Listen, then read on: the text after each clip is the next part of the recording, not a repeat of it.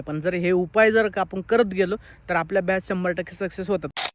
मी एक काल व्हिडिओ टाकला होता, त्यामध्ये मला एक फॉलोअर मित्राची अशी कमेंट आली होती की उन्हाळा हिवाळा पावसामुळे आपण कसं कंट्रोल करू शकतो जेणेकरून आपल्या ज्या बॅचेस आहे हे पूर्णपणे सक्सेस होईल म्हणून. त्यामध्ये कसं माहिती आहे का, आता हिवाळ्यामध्ये जरी म्हटलं तर थंडी जास्त पडते. थंडीमुळे आपण शेडमध्ये जे हे येलो कलरचे बल्ब लावू शकतो जेणेकरून ते चालू केल्यानंतर 100 व्होल्टेजचे तर ते रात्री जे ते हीट उत्पन्न करतील.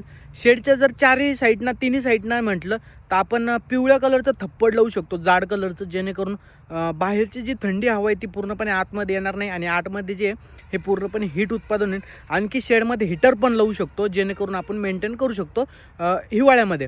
उन्हाळ्यामध्ये राहिला विषय जे की आपण चारही साईडनं तुम्ही जर वरतीच अशा बघितलं तर आपण एक ठिबकची लाईन लावलेली आहे जेणेकरून आपण त्याला खालून पाणी सोडलं की ते पूर्णपणे ठिबकना चारही साईडनं पाणी खाली पडतं आणि खाली आपण साईडला पोते पण लावलेले आणि ह्या पोत्यामध्ये जे पोते ओलले होते आणि जी बाहेरून पूर्णपणे हवा आहे ही पूर्णपणे आतमध्ये थंडी जाते.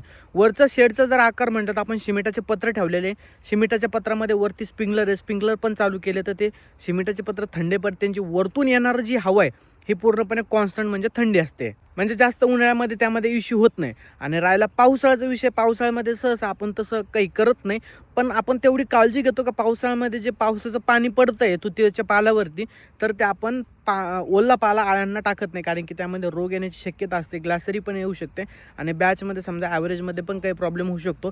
आपण तिन्ही ऋतूमध्ये काही जरी केलं पण ते आपण शेतकऱ्यांचं रेशीमचा विषय जर झाला तर ते सगळं वातावरणावरती डिपेंड आहे. वातावरणाने जर आपल्याला साथ नाही दिली तर त्यामध्ये आपण काही करू शकत नाही. पण जर हे उपाय जर का आपण करत गेलो तर आपल्या बॅच 100% सक्सेस होतात. आता मेन जर विषय म्हटलं तर आपल्या कोचचं मी तुम्हाला उद्याच्या व्हिडिओमध्ये सांगतो, म्हणजे काय स्टेटस वगैरे, काय विकला कसं वगैरे पूर्ण उद्याच्या व्हिडिओमध्ये सांगतो. त्यासाठी म्हणतो फॉलो करून घ्या आपल्या अकाउंटला.